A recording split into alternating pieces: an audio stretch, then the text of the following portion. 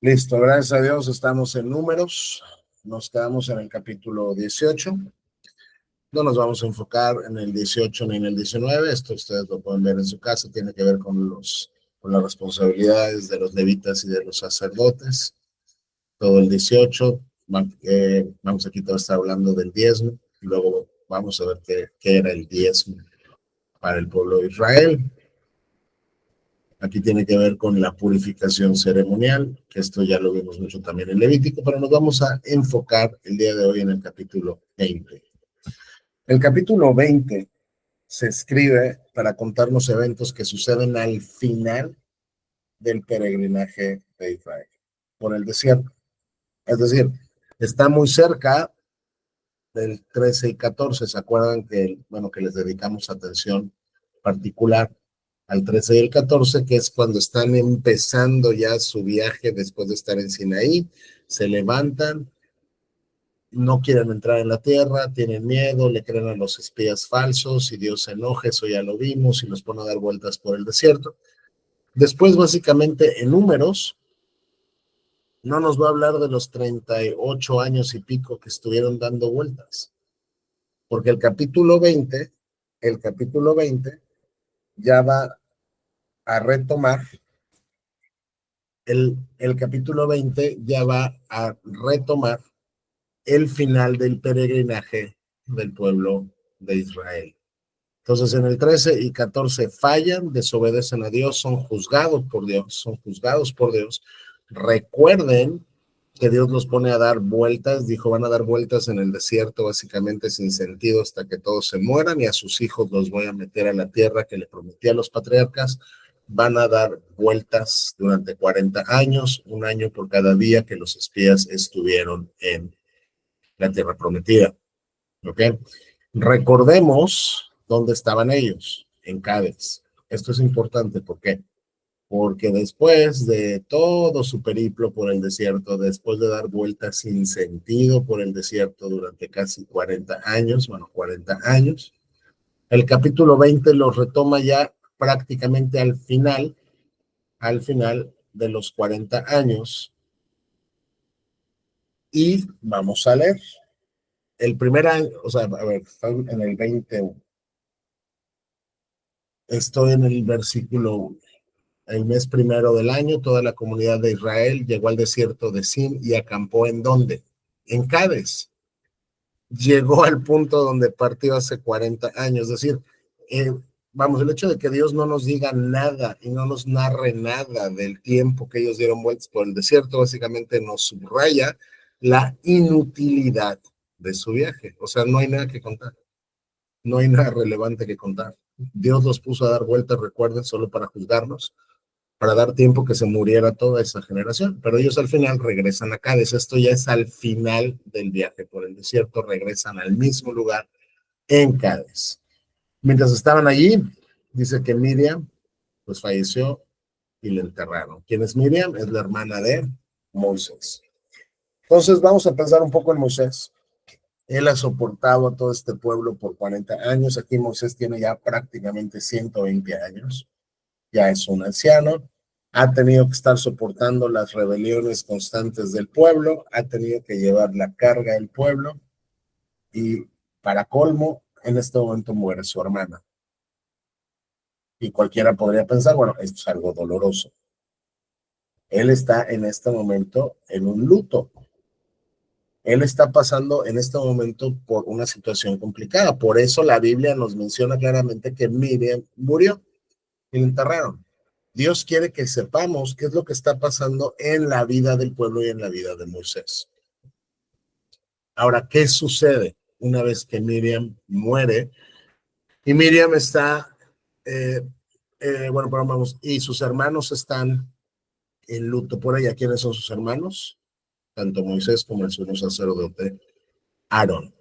Una vez que lo entierran, ¿qué pasa? Ya que en ese lugar, nos dice nuevamente Dios, no había agua para que el pueblo bebiera, la gente se rebeló contra Moisés y contra Aarón.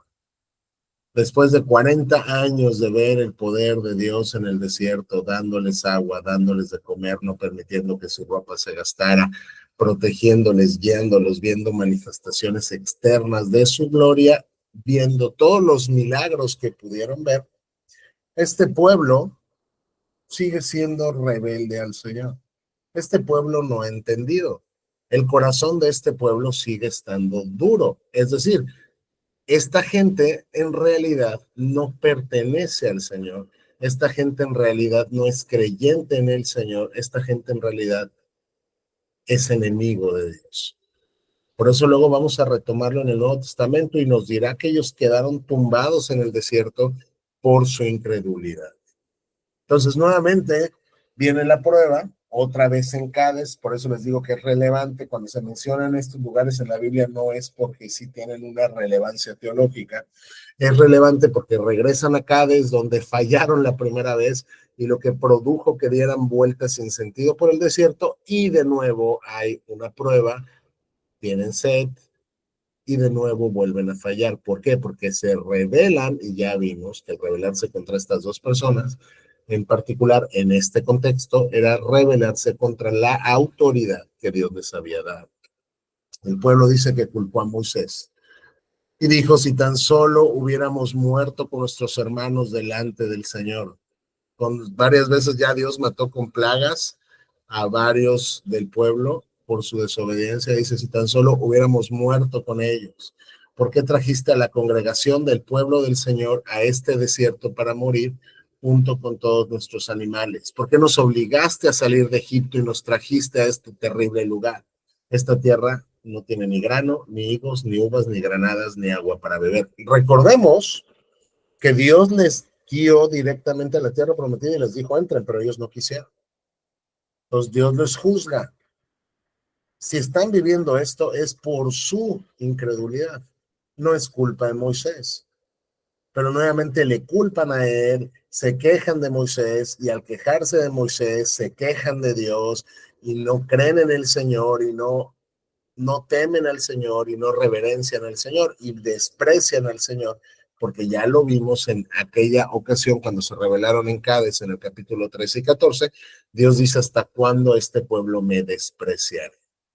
Porque no confiar en Dios ni confiar en las promesas de Dios es rebelarte contra Dios y es menospreciar a Dios. Entonces, llegan de nuevo a Cádiz, viene la prueba, la reacción del corazón del pueblo es el mismo: queja, queja, queja y rebelión. Moisés y Aarón entonces dice que se apartan del pueblo y se fueron a la entrada del tabernáculo, donde cayeron rostro en tierra. Ellos no tienen nada que hacer, no hay nada más que ellos puedan hacer, y recordemos que ellos dos en particular están sufriendo en este momento la pérdida de su hermana. Sí, o sea, entonces pues no están en su vida en un momento, digamos, sencillo. Y si le sumas aparte que están viviendo la rebelión del pueblo, pues debe ser complicado en este momento ser ellos. Caen frente al tabernáculo. Allí la presencia de gloria o gloriosa del Señor se les apareció, y el Señor le dijo a Moisés: tú y Aarón tomen la vara y reúnan a toda la comunidad. Entonces van a buscar la guía de Dios ante el motín del pueblo. Dios les contesta y Dios les da instrucciones muy precisas, como siempre es Dios. Ya lo vimos en Levítico. Dios es muy preciso cuando te dice las cosas, lo que Él quiere que hagas, lo que no hagas. No te lo dice como de manera genérica, ni como de manera como que bien ambigua, sino Dios no escatima palabras para decirte exactamente lo que Él quiere que hagas. Así que aquí les dijo, y vamos a contar los mandatos que les dio. ¿Ok? Entonces, primero dijo es: tú y tu hermano Aarón, primer mandato, tomen la vara. Aquí hay un primer mandato que Dios les está dando. Primer mandato: toma la vara. Dos, y reúnan a toda la comunidad. Segundo mandato: tomas la vara, luego tú reúnes a la comunidad del pueblo de Israel. Luego, en presencia de todo el pueblo, háblale a la roca y de ella brotará agua. Tercer mandato: tienes que hablarle a la roca. Entonces, solamente hay tres mandatos que Dios les dio: toma la vara, junta a la comunidad y le hablas a la roca. ¿Cuál va a ser el resultado? Dios va a hacer que de la roca brote agua para que este pueblo rebelde beba. Vean cómo Dios incluso ante la rebelión abierta del pueblo y el menosprecio abierto del pueblo a la persona de Dios, Dios le sigue prodigando gracia. Te voy a dar agua. Son 3 mandatos entonces. Toma la vara, reúne a la comunidad y háblale a la roca. De ahí va a brotar agua. De la roca proveerá suficiente agua para satisfacer a toda la comunidad y a sus animales. Tú no te preocupes, tú haz lo que yo te estoy diciendo y de lo que salga de la roca va a poder beber todo el pueblo. Ahora, recuerden que cuando te habla de todo el pueblo, son más de 600,000 personas, hombres, sin contar las mujeres y los niños. Por eso se estima que eran pues más o menos 1,500,000 o 2 millones de personas. Es un verdadero milagro que en el desierto 2 millones de personas puedan sobrevivir por tantos años. Y es un verdadero milagro que en el desierto de una roca surja suficiente agua para que 2 millones de personas y sus animales queden satisfechos. Pero Dios es así de poderoso. Entonces Dios da las instrucciones otra vez. ¿Y por qué lo enfatizo? Porque es importante. Toma la vara, reúne a la comunidad y háblale a la roca. 9. Entonces dice que Moisés hizo lo que se le dijo. Tomó la vara del lugar donde se guardaba en la presencia del Señor. Pero entonces, a ver, el primer mandato, ahí está la palomita. Tienes que tomar la vara, tomo la vara. Luego él y su hermano, que es el sumo sacerdote, mandaron llamar al pueblo a reunirse frente a la roca. Segundo mandato, ya que tomaste la vara, reúne la comunidad. Aquí llegan y reúnen la comunidad. Palomita, llevan 2 de 3. Palomita, están obedeciendo a Dios. Pero luego sucede algo. El tercer mandato de Dios es tú tienes que tomar la vara, tienes que reunir a la comunidad y le tienes que hablar a la roca. Él nunca le dijo, quiero que le hables al pueblo. Tú le tienes que hablar a la roca. Y aquí aparentemente él está obedeciendo, pero está pasando algo que es atípico en Moisés. Él está en este momento desobedeciendo a Dios, porque ya tomó su vara, palomita, junto a la comunidad, palomita, pero luego, cuando dice, escuchen ustedes rebeldes, ya le está hablando al pueblo, no le está hablando a la roca, como Dios le ordenó. Entonces, el grito estaba enojado. Aquí el Moisés que se nos presenta es un Moisés lleno de ira. Con todo y que la Biblia ya nos dio testimonio de que Moisés era el más manso de todos los hombres. Pero por eso nos dijo que su hermana murió. O sea, tienes que entender lo que está pasando por la cabeza de Moisés. Está viviendo un duelo, un luto. Y cuando en ese proceso aparte te hacen enojar injustamente, explotas. ¿Sí? Entonces aquí él ya desobedeció. ¿Por qué? Porque no tenía que hablarle al pueblo, tenía que hablarle a la vara, a la roca, pero él se dirige al pueblo y les dice, escuchan ustedes, rebeldes, gritó, ¿acaso debemos sacarles agua de esta roca? Y aparte de todo, pues ya Moisés digamos, atribuye un poder que él mismo pues no tiene, porque el que le va a sacar pues agua de la roca es Dios. Sin embargo, él en este momento está enojado. Su pecado está hablándole al pueblo cuando él tenía que hablarle a la roca. ¿Y qué pasó? Dice que enseguida Moisés estaba tan enojado que levantó su mano y golpeó la roca 2 veces con la vara. Entonces, él no hizo lo que Dios le dijo. Él no le habló a la roca, él le habló al pueblo y golpeó la roca. Y de cualquier manera, el agua brotó a chorros. Entonces, aparentemente, el acto de desobediencia de Moisés, pues no tuvo consecuencias porque el punto es que el pueblo tomará, bueno, pues su agua junto con los animales. Y pues el resultado se consiguió, porque no importa que no siguiera plenamente la orden de Dios, Dios les dio agua. Entonces toda la comunidad y sus animales bebieron hasta saciarse. Pero algo más pasó, y es algo dramático, y es algo muy fuerte. Sin embargo, el Señor le dijo, a Moisés y a su hermano Aarón, a la oficialidad que gobierna al pueblo en el desierto, a los dirigentes a los que Dios ha respaldado por 40 años. ¿Se acuerdan ahí que ya vimos que pues unos se les revelan y Dios hizo que la tierra se abra y se los trague para mostrar que ellos son sus escogidos, han tenido el respaldo de Dios por 4 décadas, pero Dios les dice, puesto que no confiaron lo suficiente en mí para demostrar mi santidad a los israelitas, ustedes no los llevarán a la tierra que les doy. Y esto es, si tú estuvieras en su piel y tú escuchas estas palabras al final de tu vida, al final de tu ministerio, al final de todo lo que has soportado, oye, ¿qué crees? Pues te descalificaste. La Reina Valera lo dice mucho, muy bien. Por cuanto no creísteis en mí para santificarme delante de los hijos de Israel, por tanto, no meteréis esta congregación en la tierra que les he dado. ¿Qué les está diciendo Dios? Ustedes no me trataron de acuerdo a mi santidad. Es decir, ustedes no me trataron como santo y eso lo demostraron al desobedecerme en uno de los puntos de los 3 que yo les di. Entonces, aquí hay muchas cosas para nosotros. Como lo hemos visto ya en este libro, la obediencia parcial para Dios es desobediencia. La obediencia parcial para Dios es desobediencia. No importa quién seas.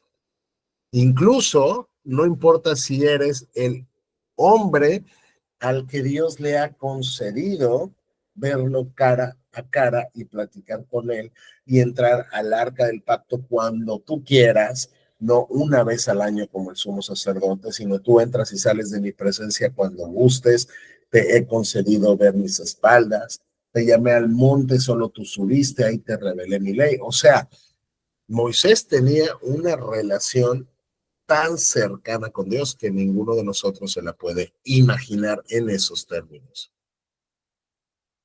Para decirlo de cierta manera, era como uno de los favoritos del Señor, aunque Dios no hace favoritos. La Biblia dice claramente que Dios no hace acepción de personas. Pero en el trato que Dios le daba a Moisés era VIP. Tú pensarías, oye, pero lo único que hizo fue golpear la roca en lugar de hablarle. Y lo ves pequeño. Y lo ves pequeño, y lo veo pequeño, ¿sabes por qué? Porque no entendemos la santidad de Dios.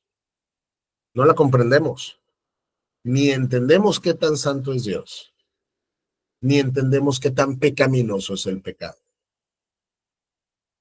Es decir, por un detalle para nosotros insignificante, Dios juzgó a sus propios líderes y les dijo, ustedes, por lo que han hecho, por no obedecerme en este punto pequeño, no van a entrar a la tierra que yo les prometí.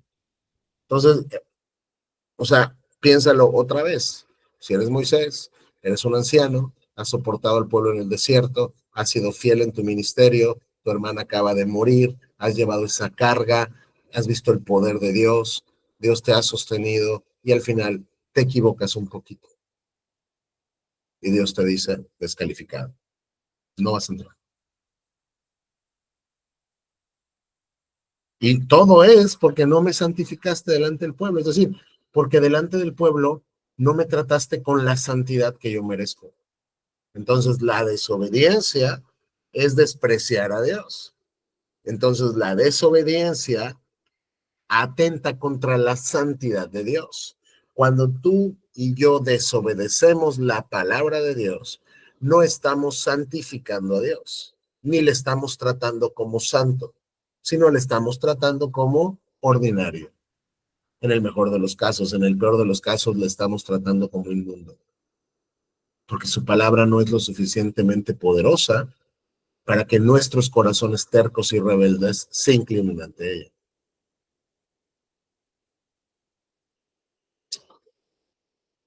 Dice el 13, por eso este lugar se conoce como las aguas de, y nos da el nombre en hebreo, que significa pelea. Entonces al lugar le pusieron, aquí se va a llamar como pelea o Meriba, porque ahí el pueblo de Israel peleó con el Señor y ahí él demostró su santidad entre ellos. Pero noten que en medio del juicio para estos dos hombres, Dios aún le está dando gracia al pueblo y les da agua. Y uno pensaría, cuando lees toda la narrativa, ves todo lo que ha pasado, el pueblo cuántas veces se ha rebelado, Dios les ha juzgado, pero les sigue dando gracia, pero estos dos hombres han sido relativamente fieles en su encargo. ¿Quién merece más gracia? Y yo sé que vamos a contestar, pues Moisés y su hermano. No, porque la gracia nunca se merece. Ninguno de los dos merece gracia. Ninguno de los dos merece gracia. Porque si alguien merece gracia, la gracia ya no es gracia, porque la gracia es un favor inmerecido. Es decir, tú y yo no somos buenas personas. Somos tremendos y terribles pecadores que hemos violado la ley de Dios una y otra vez desde que nacemos. Y basta, como lo hemos visto aquí ya, pues muchas veces, basta con que te compares con la propia ley de Dios. Porque tú y yo somos perfectos en compararnos con los demás. Entonces, si yo me comparo con un secuestrador o yo me comparo con un narco, pues soy súper buena persona. Y pues hago buenas cosas y pues ayudo a la gente. Pero el problema es que Dios, cuando me juzgue, cuando yo muera, y todos vamos a morir, y me juzgue, no me va a juzgar con un patrón de, fíjate que te voy a comparar como con este secuestrador a ver qué tan bueno eres. Él te va a juzgar con su propia perfección.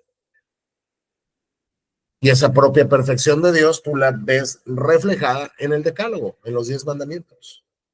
La ley de Dios, y lo vimos ya cuando estudiamos Éxodo, la ley de Dios es un reflejo de su carácter. Entonces Dios dice, ¿quieres ver qué tan santo, qué tan justo, qué tan bueno soy yo? Ahí está mi ley, compárate con ella. Porque ese es el reflejo de mi carácter. Entonces, no pensemos que Moisés y su hermano merecían más gracia que el pueblo, porque ninguno de ellos merecía gracia. Ellos también eran terribles pecadores. Oye, pero es que solo fue un punto aquí que no le hablaron a la roca. Un solo pecado es suficiente para que te pierdas en el infierno por toda la eternidad. Porque no importa la magnitud de tu pecado como tú lo ves, sino la realidad es que lo que importa es la persona contra la que estás pecando. Y les pongo un ejemplo que lo hemos comentado ya aquí, hace mucho tiempo. Si tú matas una cucaracha en tu casa, o sea, tú ves una cucaracha y la matas, tú no vas a tener ninguna consecuencia jurídica. O sea, no te va a pasar nada. Tú mataste una cucaracha. Pero luego, si tú ves a un indigente en la calle y lo matas, vas a tener una consecuencia jurídica, aunque sea solo un indigente sin familia, sin dinero, sin trabajo, ahí que no se baña ni nada. Pero si tú matas al presidente de la República, vas a tener una consecuencia jurídica de magnicidio mucho más fuerte que, bueno, que mataras a un indigente. ¿Por qué? ¿Qué es lo que cambia? El acto es el mismo. Tú estás matando una cucaracha, matando a un indigente, matando al presidente. Lo que cambia es la persona que recibe tu pecado o la persona que está recibiendo tu acción. Es decir, entre más dignidad tenga el sujeto que recibe tu pecado, más severo es el castigo. Entonces, si tú pecas todos los días contra un Dios eminentemente santo y excesivamente santo, tú mereces el infierno eterno. Y no hay absolutamente nada bueno en ti que haga que Dios te diga, tú no vas al infierno. Tú mereces el infierno, tú y yo. Cuando nos comparamos con la ley de Dios, merecemos el infierno. ¿Sabes por qué? Porque Dios es santo y nosotros no, como queda aquí manifiesto. Porque Dios es justo y nosotros no, como queda aquí manifiesto. Por ejemplo, cuando la Biblia dice, no levantes falso testimonio, es decir, No mientas. Tú y yo hemos mentido desde pequeños. ¿Cómo se le llama a la gente que miente? Mentiroso. No necesitas decir muchas mentiras para ser un mentiroso, así como no necesitas matar mucha gente para ser un homicida. Con una persona que mates eres un homicida de por vida. Para Dios, con una mentira que digas, eres un mentiroso por vida. ¿Y cómo puedes tú expiar ese pecado de delante de Dios? No puedes. Tú no puedes, por tus medios, tú no puedes expiar ese pecado, ¿no? O no robarás, no hurtarás. Todos hemos robado algo desde pequeños, así sea un peso del monedero de tu mamá, cuando te quedas con un cambio, cuando bajas una canción de internet y no pagaste por ella, cuando compras piratería, todos hemos robado algo. ¿Cómo se le llama a la gente que roba? Un ladrón. Basta con que robes una sola cosa en tu vida. Y si tú te pones a revisar los 10 mandamientos, te das cuenta que en realidad tú y yo no somos buenas personas, somos rebeldes, somos mentirosos, somos adúlteros, somos etcétera, etcétera, etcétera. Por ejemplo, homicidas. No, no, no, oye, ¿cómo crees? Yo jamás he matado a nadie. Si tú lees el Sermón del Monte, Cristo te dice que para Dios, el que estés enojado con alguien para Dios es como si lo hubieras matado y Dios ya te llama homicida. Porque Dios no ve solo tu conducta, sino los pensamientos y las intenciones de tu corazón y de mi corazón. Entonces, cuando nos contrastamos con la santa ley de Dios, somos rebeldes, somos homicidas, somos adúlteros, somos un mentiroso y síguele dando. Estamos llenos de ídolos y ya lo hemos platicado, porque un ídolo es todo aquello que en tu corazón compite por tu amor con Dios. Y los ídolos los puedes encontrar en tus sueños más guajiros, cuando sueñas tener algo, o en tus peores pesadillas, cuando sueñas cómo sería la vida sin esto. Si tu vida en ese momento se vuelve insoportable, eso es un ídolo y estás pecando de idolatría. El punto es, somos terribles pecadores, como Moisés y como Aarón y como el pueblo. Y nosotros no podemos expiar nuestro pecado. Oye, pero todo lo que Moisés y su hermano hicieron ahí durante tantos, o sea, 30 y tantos años, siendo fieles a Dios, ninguna buena obra tuya puede expiar por tu pecado. ¿Por qué? Porque el Dios contra quien estás pecando es eminentemente santo. Entonces no hay nada en ti, no hay nada en mí que pueda ser satisfacción por nuestros pecados. Y hay gente que dice, no, es que cuando yo esté con Dios, pues Él va a ver como mis pecados, pero también todas las buenas obras que tengo y los va a poner como en una balanza. Yo no sé dónde leíste eso, pero eso en la Biblia no está. Dios no va a hacer nada de eso porque aún tus mejores obras, para ti, para Él dice que son como trapos sucios. Y la palabra que usa en el texto original, y es muy fuerte, son como trapos de mujer menstruante. Así que las mujeres de acá, por ejemplo, bueno, que estén pues como familiarizadas con eso, saben qué feo huele ese tema. ¿Sí? Bueno, así ve Dios tus mejores obras. Y sobre todo, porque piénsalo así nada más, si tú de repente, o sea, si tú llegas a tu casa, que bueno, esperemos que nunca suceda esto, pero si tú llegas a tu casa y hay una persona ahí que está matando a tu familia y tú le atrapas, llamas a la policía y lo llevas al tribunal y todo esto, ¿qué pasa?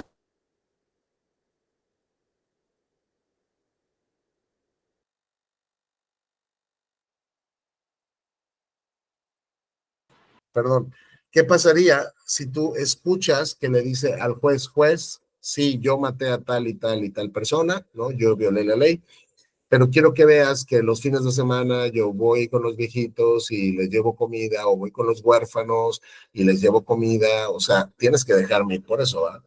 Ningún juez que sea justo te dejará ir cuando has violado la ley porque la ley demanda que pagues una pena.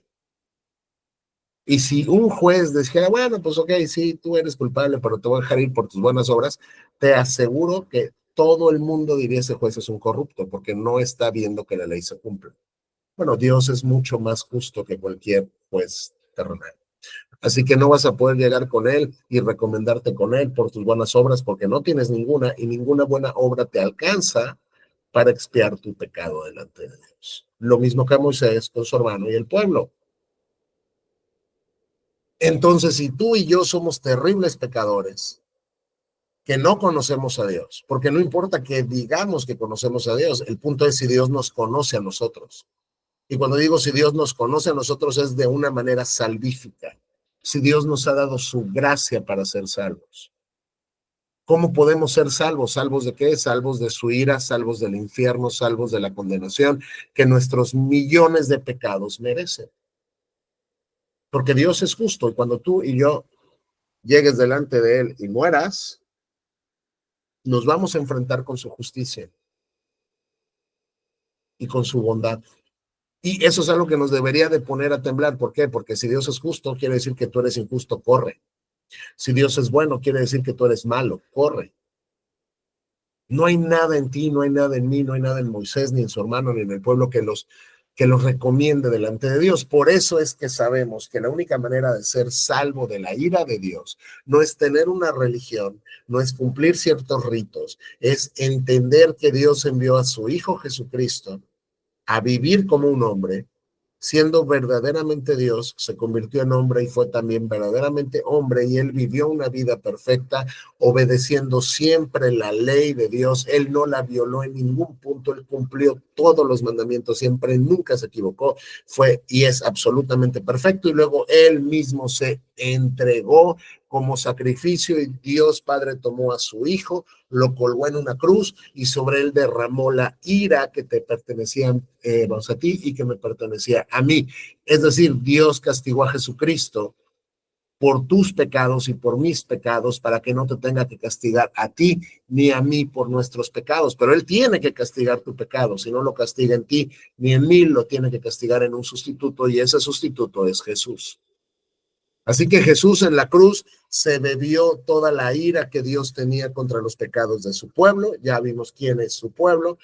Cristo se tomó todo el infierno de la mano de su Padre contra cada uno de los elegidos de Dios, para que entonces cuando tú veas a Cristo por fe que muere en la cruz por ti y entiendas que eres un terrible pecador, que no eres buena persona, que mereces el infierno, pero que Él vino a morir en tu lugar, entonces le digas, Hijo de David, ten misericordia de mí.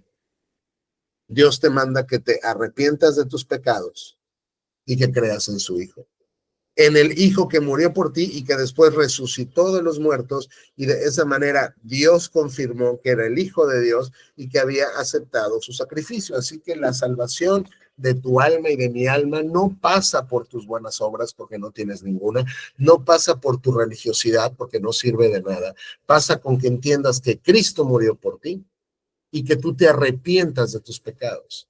¿Y qué significa esto?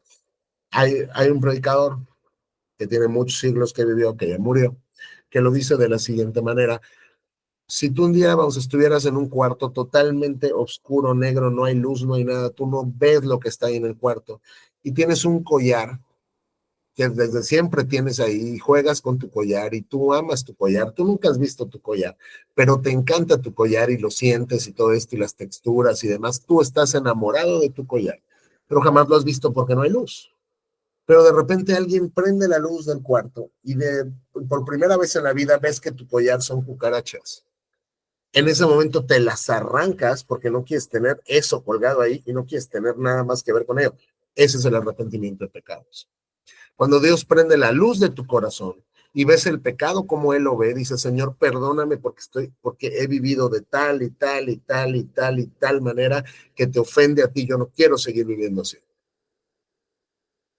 Pero fuera de esto, no hay posibilidad de salvación. ¿Y por qué estamos diciendo todo esto? Porque tanto Moisés como Aarón como el pueblo, ninguno de ellos merecía gracia. Dios da la gracia a quien Él quiere. Y a Moisés y a su hermano los juzgó con mucha dureza, porque no siguieron completamente su palabra. Y leemos después, porque esto no termina aquí, pues Moisés, desde luego, como les dije, no debe ser fácil escuchar estas palabras. Ustedes no van a entrar. Y Moisés se ve que le siguió suplicando después a Dios. Esto lo aprendemos en Deuteronomio 3.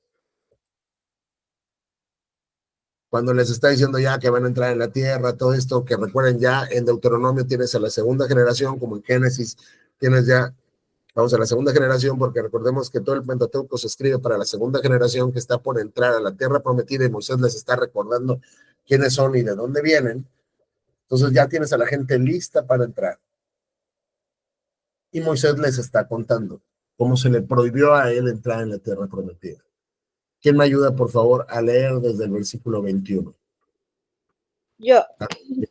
Ok, por favor. En aquel tiempo le di a José la siguiente orden. Tú viste con tus propios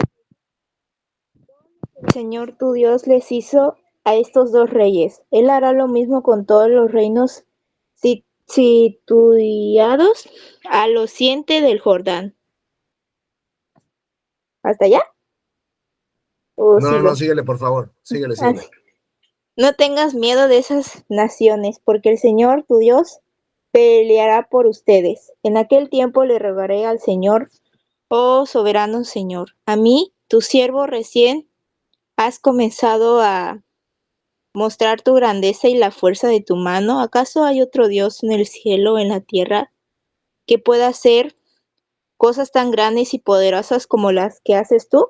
Te pido por favor que me permitas cruzar el Jordán para ver esa tierra maravillosa que hay del otro lado del otro lado, la bella zona montañosa y los montes del Líbano, pero el Ahí, Señor, sí, no, ahí.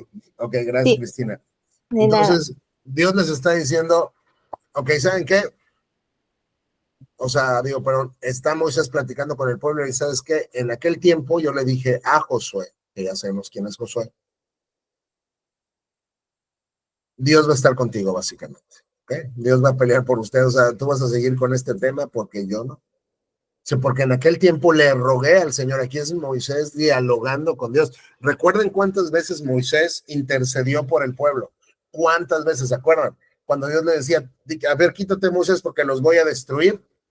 ¿Cuántas veces Moisés intercede por el pueblo? Y aquí le está pidiendo algo nuevamente él a Dios. Oh soberano Señor, a mí tu siervo, yo soy Moisés, Señor. Recién has comenzado a mostrar tu grandeza y la fuerza de tu mano. ¿Acaso hay otro Dios en el cielo, en la tierra, que pueda hacer las cosas tan grandes y poderosas como las que haces tú? Y aquí viene la petición. Y él otra vez intercedió muchas veces por el pueblo delante de Dios y Dios le escuchó. Te pido por favor que me permitas cruzar el Jordán para ver esa tierra maravillosa que hay del otro lado, la bella zona montañosa y los montes del Líbano. Déjame entrar en la tierra prometida, por favor. Te suplico, déjame cruzar. Es como si le dijera al Señor, hasta aquí hemos llegado. Ve cómo te he sido fiel. Tú eres poderoso. Sí, sé que me equivoqué en esto. Por favor, déjame verlo con mis ojos. Es como la culminación de mi vida, la culminación de mi llamado, la culminación de mi ministerio. Pero, ¿qué dijo Dios? Pero el Señor estaba enojado conmigo por culpa de ustedes. Porque como ustedes se rebelaron ahí en Cádiz, Dios se enojó conmigo, no me escuchó, estaba enojado conmigo y no quiso escucharme.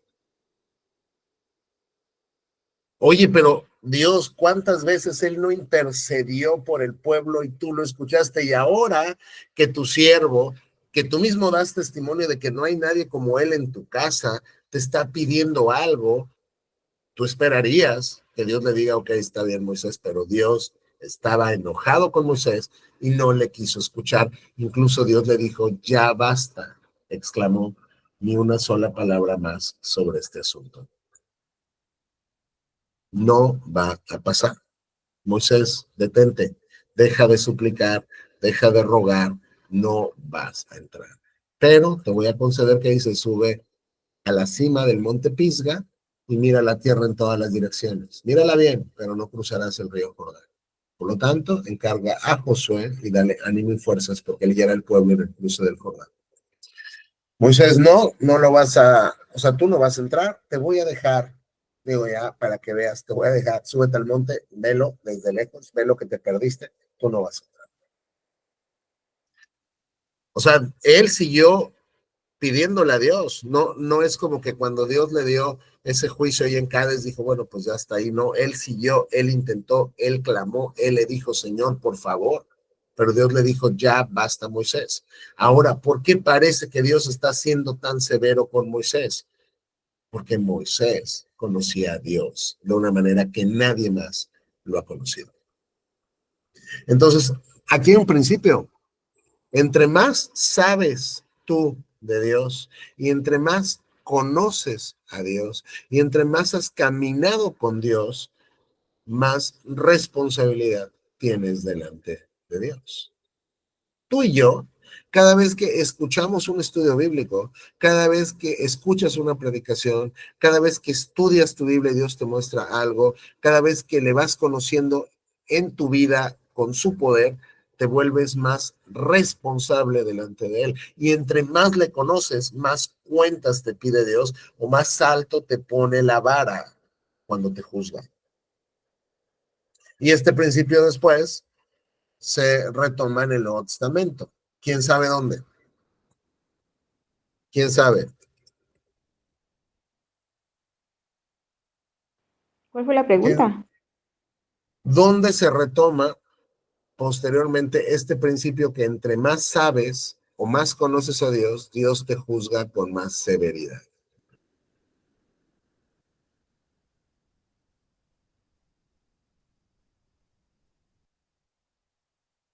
¿Alguien sabe dónde se retoma esto? No. En Santiago. Dice Santiago, cuando está, digamos, hablando de la lengua, que ya lo vimos porque ya terminamos, sí, creo que ya terminamos este texto aquí con nosotros en el estudio. Dice, amados hermanos, no muchos, dice que deberían llegar a ser que profesores o maestros en la iglesia. No muchos deberían estar enseñando porque los que enseñamos seremos juzgados de una manera más estricta. Porque en teoría, ¿quién es el maestro? Pues el que sabe más que tú. ¿Sí o no? Pues sí. Digo, si yo voy a que me den clases de francés, yo espero que el maestro sepa más francés que yo. Por eso quiero aprender de él. Entonces, él se pone en una posición de autoridad sobre mí. Entonces, cuando alguien enseña en el contexto de la iglesia, dice Santiago, cuidado, no muchos quieren hacerlo porque Dios te va a juzgar de una manera más severa, de una manera más estricta, que al hermano que está sentado en la banca y apenas está aprendiendo. Esto que pasa con Moisés a nosotros nos debería de poner a temblar un poco, en realidad. Porque vemos que Dios sí es misericordioso y sí es compasivo, pero no presumas que siempre te quitará las consecuencias temporales de tu pecado. O sea, vamos, y lo mismo lo puedes ver con David. Como David llevó las consecuencias temporales de su adulterio con Betsabé. Entonces acá básicamente es Dios al final termina dándole gracia al pueblo y juzgando de una manera severa a Moisés y diciéndole no me estés hablando más de este asunto, tú no vas a entrar a la tierra prometida.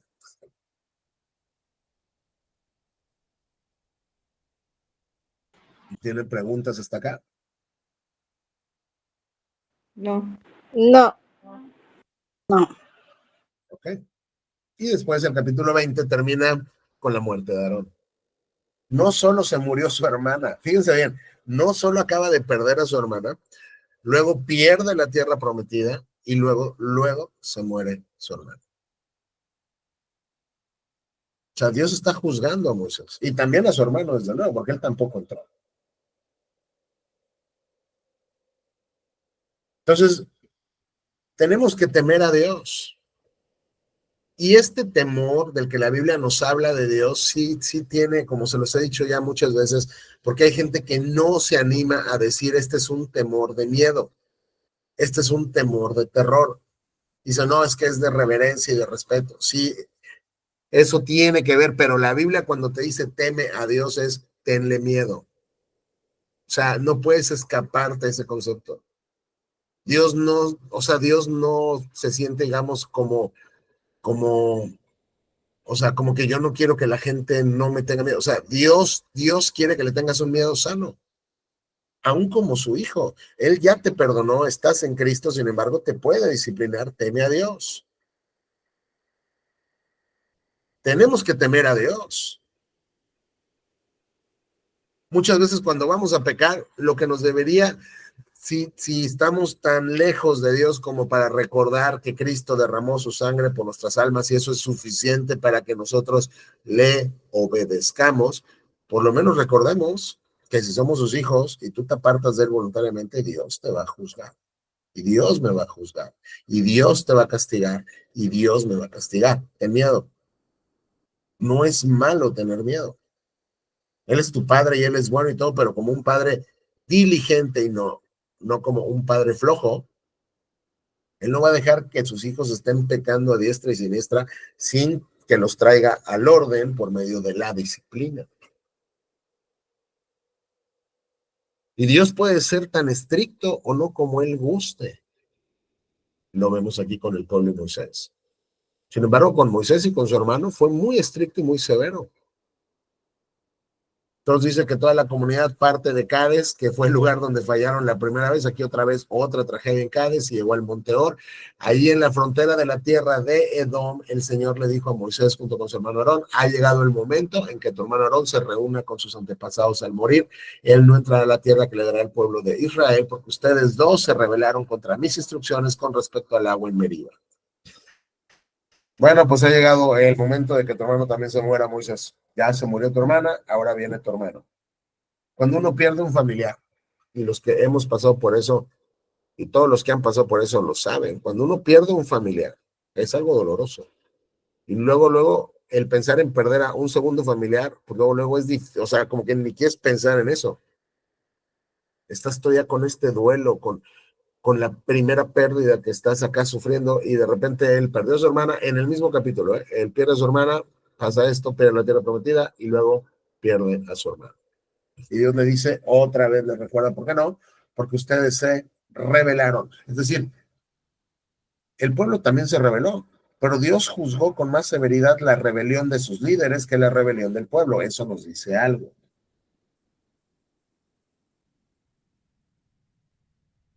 Oye, Señor, pero es que el hermano de allá también se rebeló, sí, pero tú sabes mucho más que él y me conoces más que él, te castigo de manera más severa. Así que ha llegado el momento de que muera el sumo sacerdote y va a pasar entonces la segunda generación al cargo de sumo sacerdote. ¿Quién va a ser? Su hijo Eleazar. Ahí le quitarás las vestiduras sacerdotales a tu hermano y se las pondrás a su hijo. Allí morirá tu hermano y se reunirá con sus antepasados. Así que Moisés hizo lo que el Señor le ordenó. Los tres subieron juntos al monte de Or, él, su sobrino y su hermano. Mientras toda la comunidad observaba desde abajo en la cumbre, Moisés desvistió a su hermano y se las puso a su sobrino. Y pues Aarón se murió ahí en la cima de la montaña y él descendió con su sobrino. Cuando el pueblo se dio cuenta que el sumo sacerdote había muerto, todo Israel le lloró por 30 días.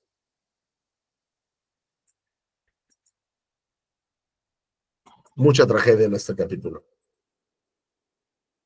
Y hay veces que nuestra vida parece un tanto así, pero mucha tragedia.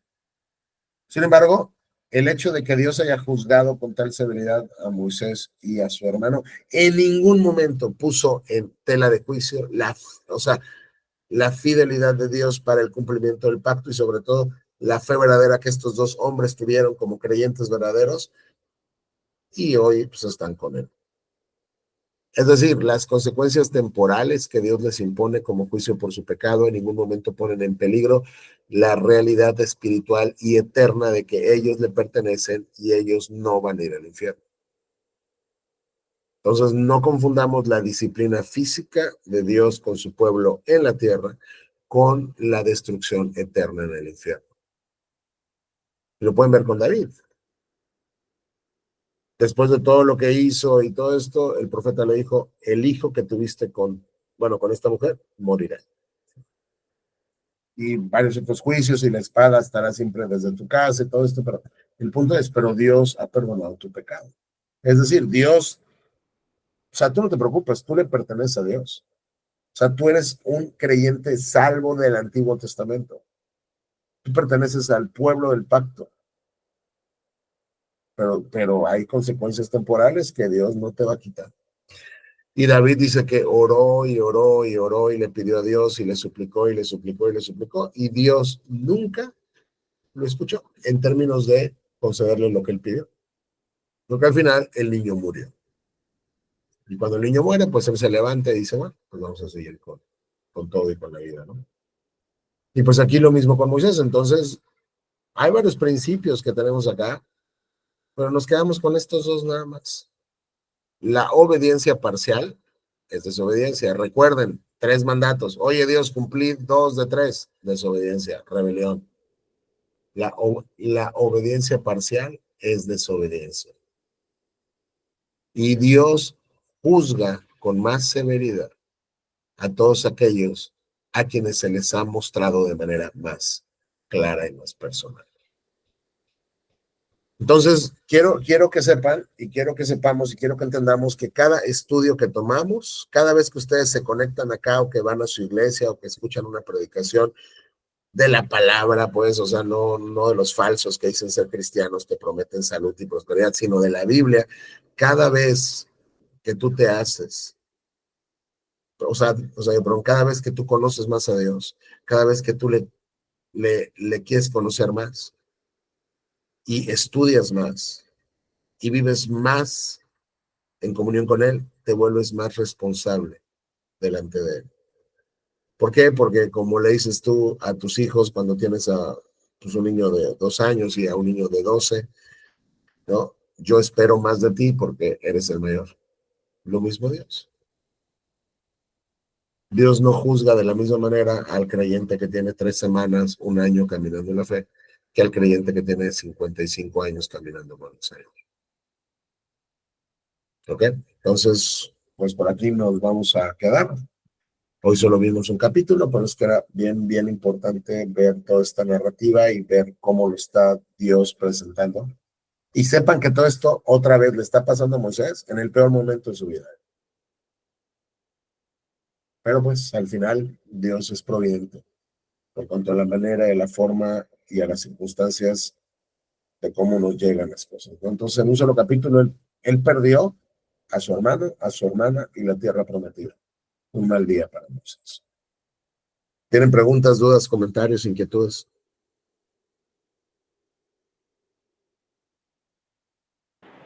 Nada más yo. A ver. Ya del hijo de Moisés y su esposa ya no se vuelve a mencionar nada, ¿verdad?